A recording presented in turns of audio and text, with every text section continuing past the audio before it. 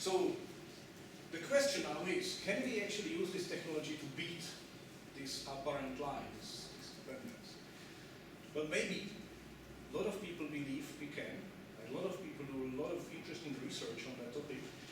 But the biggest problem that you probably already thought of is that I need to get a feedback from inside. Right? I need to have some kind of fluorescent particle or some kind of detector in situ. And this is a problem. So if I wanted to do studies in the brain, I would have to somehow get a lot of scattering particles inside. Right? This is difficult. Now, there have been a couple of exciting evolutions of that. This is a work of Jacopo Bertolotti when he was working in the group of Alain Moss a couple of years ago. And he has shown that if you are lucky and if your medium has a special feature which is called memory effect, it's basically a layer. But it means that if you optimize for one point, you can sort of translate it to another point. You can go away even without doing any kind of calibration. You basically just shine on that and change the angle of incidence, right? And collect the fluorescent vectors. And from this record, you'll be able to recover both the spectral distribution as well as the image. It's a wonderful idea. But not all the tissues have this feature. And if you are looking into brains through 10 centimeters of a tissue, you can forget this. This is over and over. The other way of doing that was to replace the particle, the detector, with another signal, acoustic signal, right? And the idea is that you send two radiations, first a light and then also acoustic signal. And because of photoacoustic effect, you can actually frequency shift your light that passes through the tissue. So in the focus, where the acoustic signal is focused, the laser light will be frequency shifted, and you can isolate it by filtering out just the frequency shifted light, and you know that it originates from the point where you had the acoustic signal focused. But it's only give you a resolution of the acoustic signal, because acoustic signal has a much larger wavelengths. It's not quite a solution. Right? But these people, Benjamin when he was in California, they came with a nice idea that sort of resembles super resolution microscopy, where they combined different different acoustic signals. And from their combinations, they could actually recover the resolution of the optical signal down to its almost down to its diffraction limit, which is a very, very nice achievement. Unfortunately, the frequencies that they used and also the depths, at some point even the acoustic signal will be randomized. Well, it has a chance. It has a better chance than the previous one. But still, I don't think it can be used as imaging in brain. Right? I may be wrong. But I really believe that we still don't have technology that will get there. So in conclusion on that, if you want to see inside, you will not avoid cutting in the meat. That's what I say. If you want to go really 10 centimeters in the tissue, you will have to cut into meat. But what you can do, you can try to cause as little damage as possible. So here comes so what is the device that can send light through tissue in the least invasive way you can think of? Fibers, right? If you're lucky, you have optical fibers, like single mode fibers, that will deliver a fast internet to your homes. Right? I'm that lucky. Right? But that would be sort of just a single pixel detector. It will give you an image of a single pixel. You don't want that. You want to go better than that. So you can use a little bit larger core fibers that allow more light or more different modes to propagate through. And they potentially can allow you to get the image back. Now, I already thought about this in roughly in 2009.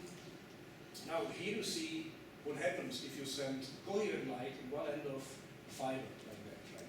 What you get on the other side is again speckle. But we know that we can convert this into this by the same trick. So potentially, we should be able to use the fibers in order to send controlled light into brain through minimally invasive channels. So this is the very first experiment I've done already in 2009. You can see here a focal point at the end of multimode fiber that has this cross section. The this case it was about 100 micrometers. Right? So you can see it is possible. Right? But there is a lot of background at the end, it will be quite noisy. And even though I consider this to be the best part of my study that I got published in Nature Photonics in the Trapping in 2010, I wasn't allowed to publish this. I still don't understand why. But well, that's life. So yeah, really, you can think about the optical fibers as a minimally invasive endoscopes that you can possibly deliver into sensitive tissue without extensive damage. So, Boeing 747, also known as Jumbo, what is this doing here? So that's sort of a way of thinking, right? So this is the first one ever made from 1969, right? And this is the one made last year. Boeing company invests between $3 and $6 billion in R&D every year, and they employ between I think about 40,000 researchers in R&D, and that's the result, right? Show me the differences. Well, apart from the color and the paint and stuff. Yes. So, what are these people doing? That's really cool. I'm sorry. So what happens here is that there is a lot of improvements inside, a lot of improvements in the electronics. The planes are much safer, they can land on their own pretty much, right? You get much better entertainment menu for much less space. So, you don't really get to see the progress, right? Because most of the breakthroughs actually happened before that. And the evolution is basically very, very slow now because there are not any new breakthroughs that make the planes different. There are some attempts like the Concorde that failed, right? But you can see how much effort we have to put into it in order to make some difference. So that's why these planes look all the same, right, all the time. Some progress is visible. The price of your ticket in real terms between New York and London is roughly about half of what it was at the beginning of the time. Now, these are the very first endoscopes. This is the rigid endoscopes from early 70s. These are the early flexible endoscopes from early 80s. This is how they look like now. Pretty much the same, right? You can see they are a little bit narrower, right? But basically the same idea, the same concepts. The same breakthroughs that have been done already in the 60s. So, the premise why they work is the following, right? So both of these technologies, whether it's the flexible one that is based on coherent fiber bundles, they couple an image into the front end and they reconstruct the image, exactly physically reconstruct the image on the other end. And then you take it over with the naked eye or camera or something, but you always have to physically reconstruct the image, right? The rigid endoscopes are based on Hopkins' design of rod lenses that repeat the image many, many times between the front and the end. And again, they give you the copy of the field that you have inside. The same is true for gradient index relay. They repeat the image several times, and you always physically get the image back. Now there is one technology that is much faster than that. It's computing. If you compare computing with the aviation, right, this is 10 orders of magnitude. Today, the computation is 10 billion times cheaper than it was that time. It's incomparable. This is the fastest developing area we have as people. So obviously there is a time when the power of computation is so strong that it can obviate some of these initial problems. So where we are today, and my work is actually an example of that, is that you can relax on some of these restrictions. You can completely go away without actually fulfilling them. Right? So in this case, I don't create an image. I just take the light in my fiber, and although it's completely randomized and lost, I can use the computation in order to get the image back, right? Through some fast electronics and some computation. So it's sort of a new era where the computation becomes an integral part of the design of the medical instruments. I think it's very exciting. Anyway, this is sort of a motivation how much cross-section we can save. So this is a standard image guide, as is used today in flexible endoscopes. Now, a lot of you are doctors, right? So you may not be affected by that, but physicists think that endoscopes are only flexible. And if you don't give them a flexible device, they will say they can't do an endoscope. This is not true, right? The vast majority of the endoscopes is rigid. But physicists don't get to see them, because when they are applied, physicists, they are usually sleeping. They can only see those that are related to, for example, gastroscopy, right? Physicists work hard, and they develop gastritis, and then they go for the examination, and they remember this very well, right? So, if you can do me a favor, if you meet a physicist, right, tell them endoscopes can be rigid, okay? You wouldn't believe how many ground applications were rejected to the ground from it. So, this is a flexible fiber bundle. Well, this would be the sort of the extreme, right? In here, each of the cores is a single mode fiber, and they are separated to you can't bring them closer to each other because the photons would start tunneling between each core, right? And you would lose the information. But people don't do that because the single mode fibers, they have very little sort of collection efficiency. The amount of light you can get through the endoscope is also very important, right? So people sort of settled for a few modes fibers that still give you sufficient signal. This is the equivalent of a multi-mode fiber that can still give you the same amount of information as the big guy. So the motivation is clear. You can really reduce the footprint and also the collateral damage with this dramatically. So, after some time playing with that, I managed to completely avoid the spectral background. The thing is, it's not only the phase that gets randomized, but it's also the amplitude and polarization. And you need to take care of all these aspects in order to get a perfect focus at the end of the fiber. But once you do it, you can combine them in many, many points, if you will. You can create a nice shapes, and you can also use it for optical trapping. So this is a trapping of spheres at the end of multi-mode fiber. It's only two-dimensional trapping. It's not three-dimensional trapping because I didn't have such a high molecular aperture. So somewhere where the particles are sharp, there is a glass that stops them from escaping. But the lateral trapping works very well.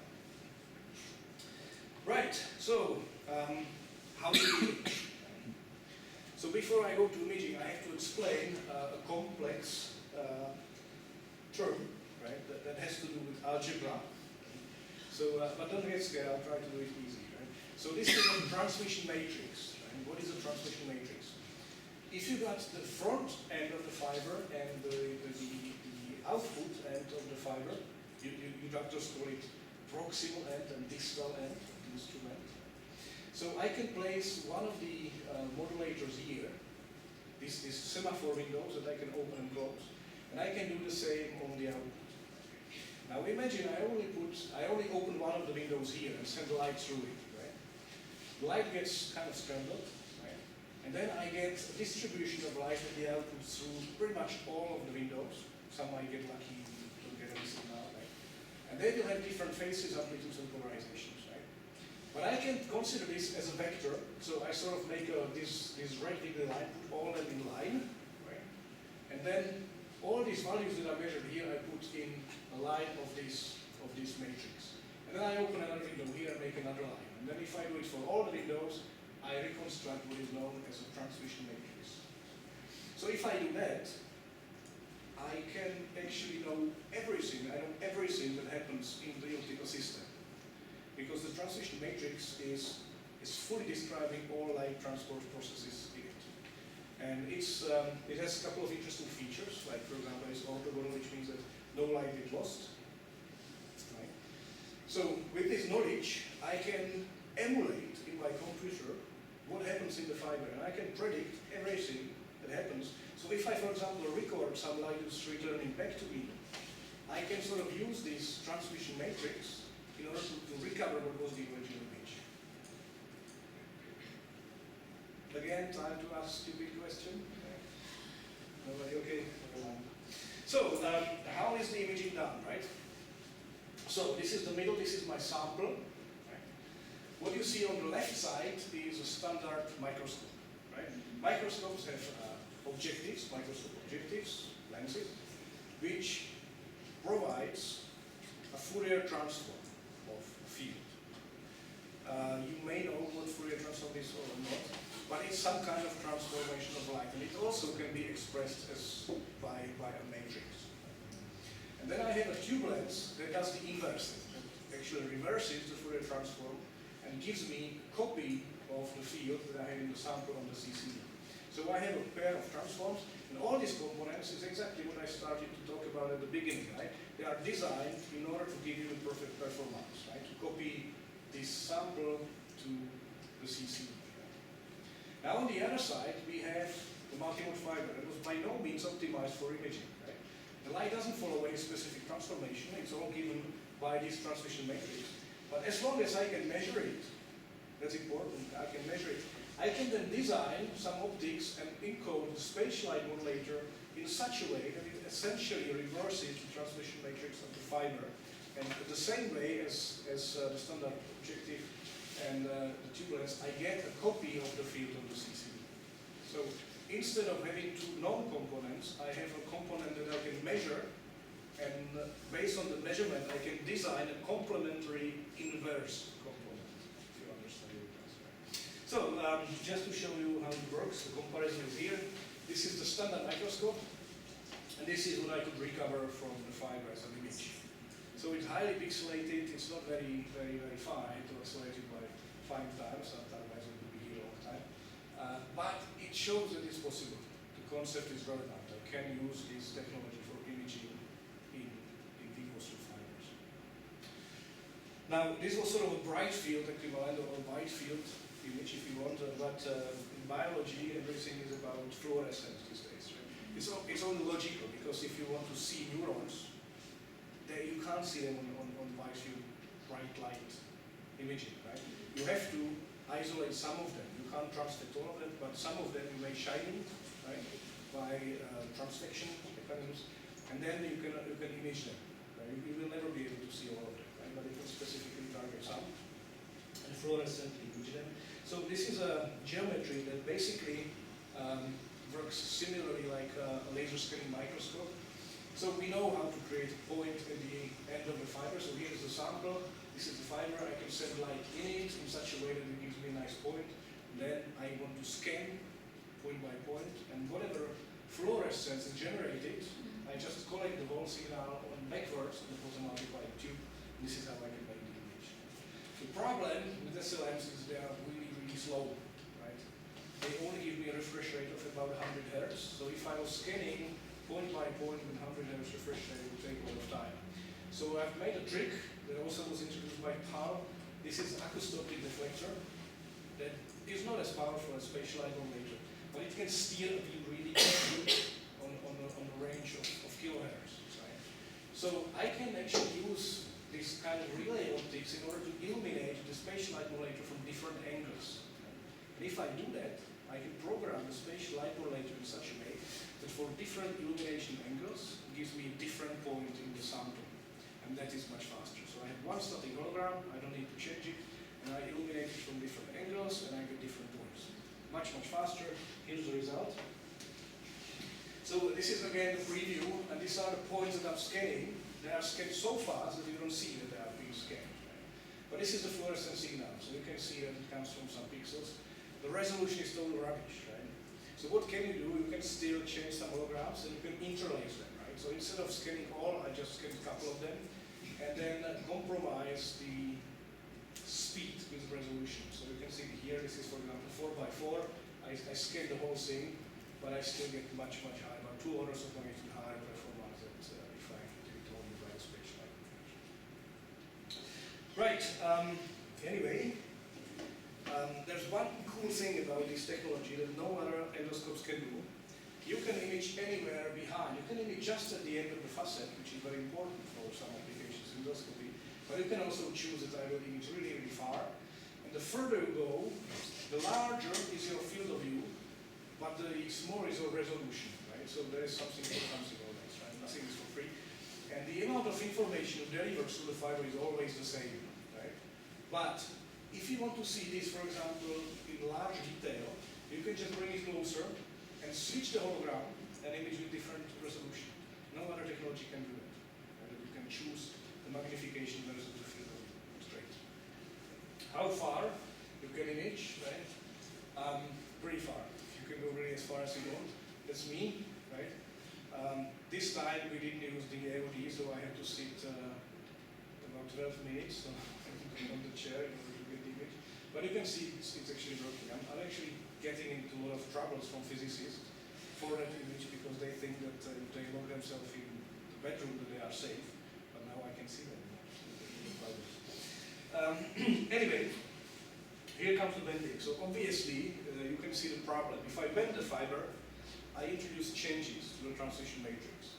And because there are changes in transition matrix, I can't use it anymore. Right? So small adiabatic change and bending of the fiber, and I will lose the image. So that's why I'm telling you, talk to the physicist, convince them the microscopes are rigid, right?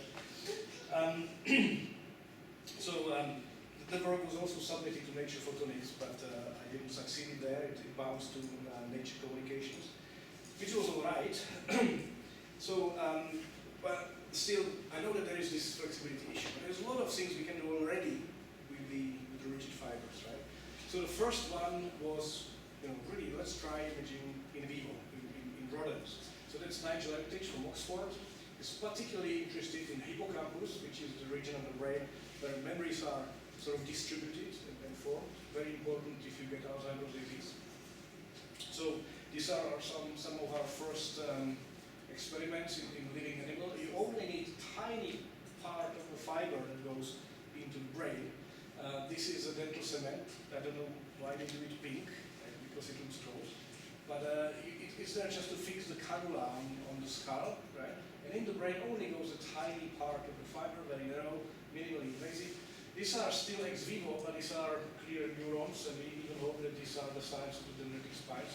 I have much better results now from real living animal that I can't disclose to you because it's broadcasted, but they will be hopefully published very soon. Now the other project that I saw making relevant is a light sheet microscope. Some of you may have heard about light sheet microscopes. Basically, it's all about fluorescent imaging. So if you've got a fluorescent sample, there's a couple of techniques that you can use to image them. The most trivial is sort of wide field illumination. So you basically illuminate everything in your sample with broad beam, right? But then, if you are only looking for a certain plane, if you are trying to do sort of volumetric imaging and isolate a certain information from a specific plane, you won't succeed with that because everything gets excited and you will get all these parts on your detector. So that's why confocal microscope was invented, where you basically scan your beam over a sample, and then you also reject any out of focus light, right, by a pinhole that is synchronized with the position of the scanning. So this gives you a wonderful sectioning, right? But you still illuminate all these parts, right? So the scanning and the synchronization can be completely avoided if you use multiphoton, because the multiphoton has a quadratic response, right? So the signal really only gets from the focus. And it's much better than the single photon. So you don't need confocal rejection anymore. But high energy pulses, that's still very difficult, and it's still not isotropic. You still get much better resolution laterally than axial. So the very modern and popular way of imaging, volumetric imaging, is a light sheet microscope where you basically only illuminate one section, right, somehow. Now, there's a couple of techniques how you do it. You can just use a perpendicular illumination objective that excites your sample. You only excite one level at a time.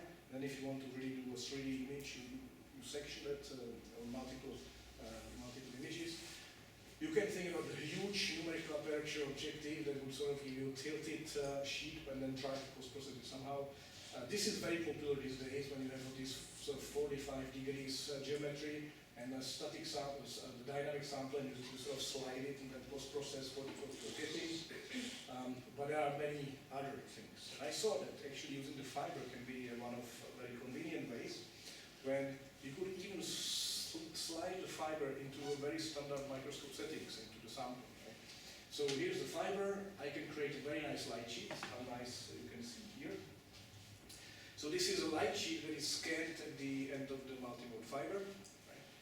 So you can nicely just place it inside the sample. You can see it here, right? I'm exciting different layers of this biological material, which is a little creature that lived near St. Andrews in the sea. I forgot the name. And this is what happens if you reconstruct the real 3D information. Now, everybody who works in light sheet has a problem, which is this guy. It's Eric Betzig, the Nobel Prize holder for chemistry from 2014 for the super resolution. Well, I was fortunate enough to talk after him, just about a week before he got the Nobel Prize. And he gave a wonderful talk about complete new technology. He says that the super resolution is not as useful as you would think, and he didn't use these words. He actually used the F word 6 times during the lecture. It was quite surprising. But everybody who works in the light has to work really, really hard because it's just brilliant. So, trying to sell this idea to the same community is basically impossible until you have really, really good images, which I didn't have. So we had to follow his ideas, right? The problem we have with using Gaussian beams is basically the same as with any other settings, right? If you go slightly off the focus, right, the Gaussian beam also spreads, just like the light sheet. You can see how it looks like if you go away from the fiber, from the focal point. Right? So you can think, okay, let's use a Bessel beam, right? It's a lightsaber, so you can do that. This is what you're going to get if you scan really quickly a Bessel beam. The core is there, it's nice, but you have all these surrounding lobes. And this is not good, right? Even though the image would, the shape would look the same even if you go out of the focus, right? The side lobe, there is a big price for it. Now, what Eric Betzig did is a structured illumination, Bessel beam, this is the idea. So instead of illuminating it once, you illuminate a couple of different Bessel beams that have space in between them. And then you only look for the places of your image that blink. And the blinking really happens strongly in the center. So it gives you much better resolution. And also, this doesn't change if you go away from the focus. So these are the results if you apply the technology. This is just in particles. So you can see the Gaussian profile is only good in a certain distance away from the fiber. The Bessel has the side lobes, so you can see the image is weird everywhere, but the structural illumination you can do much, much better, clearer resolution. So I can show you the same on the living creature, as you can see here. Well, not very well, but this is the Gaussian, this is the Bessel, and you can see many, many more details in the structural illumination profile. It's a quite nice technique to use. Right, so yeah, we can do a lot of things with the fiber that is rigid, right? But I was so grumpy about the fact that I can't do anything with a flexible regime that when I got my position in Dundee, I decided this is the one I'm going to track now. So you're going to see how far I got, right? So what can you do if you have a system that is changing its transmission matrix? Okay. Well, pretty much nothing, as long as you can trade some information in. So you need to find something that you know about the system and try to basically help it in order to bring describe the changes that can happen. So fortunately, we know a lot about the fibers. The fibers are essentially almost perfect cylindrical waveguides. So they are nothing like a random scattering medium. So we can find a way how we can trade this in. It can work. So I made a system that makes look a little complicated just to study how the light actually behaves in the fiber in much bigger details. So the important thing here is this is the fiber, and you don't need a lot of fiber if you want to actually try to start, playing with what you know about the fiber. You better make it small. I'll explain why. But the important thing is you need to be able to send the light in arbitrary shape, which means not only the intensity, but also the polarization and the amplitude. Right? So this rather complicated setup allows all of that. You can choose any distribution of amplitude, phase, and polarization and send it in the fiber. Any you can think of. That fulfills Maxwell's equations, I should say. Now, at the output, you you have to be able to do the same. You have to measure the light or record the light that's coming again in amplitude, phase, and polarization. That's why I have here a phase reference external to the system. I have two polarizing beam splitters and two cameras that actually allow me to record it in different polarizations.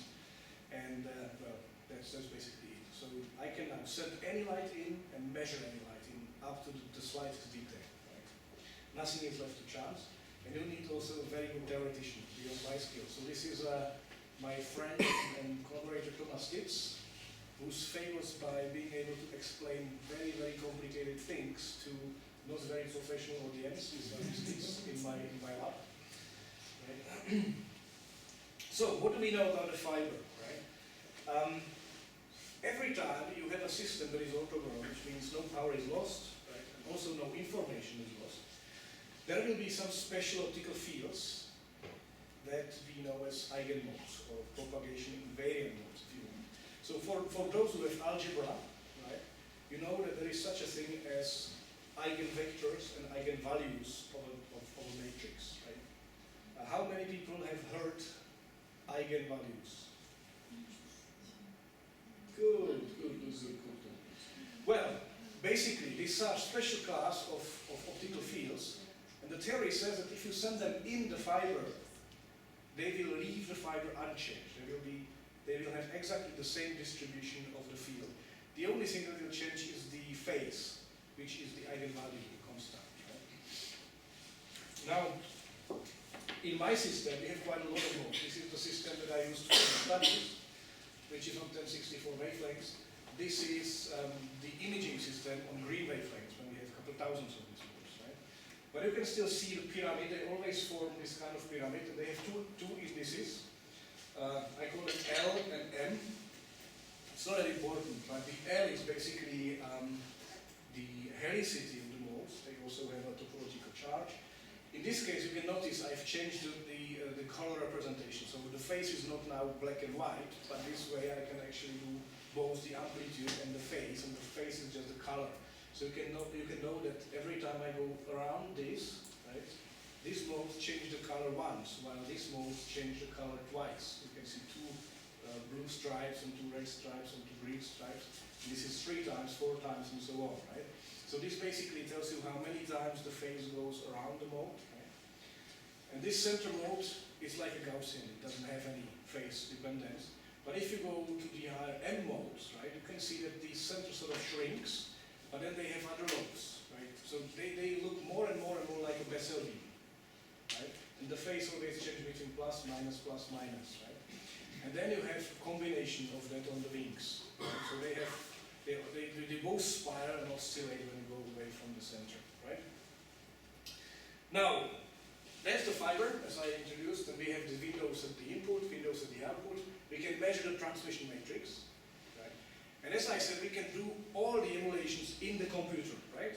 So I can take any of these modes that the theory describes should not move, should not change when I send them to the system, and I should get the same field out, right? That's what the theory says, the propagation invariant modes. So I can do that, and if I do that, that's sort of the result here, right? So this is already the conversion. So I select a mode, I send it in, and I should get the same mode out, right? So in this matrix, it should be diagonal. So for those who have quantum physics, could remember that if you express a matrix in the space of its eigenvectors, you're going to get a diagonal matrix with the eigenvalues on the diagonal, right?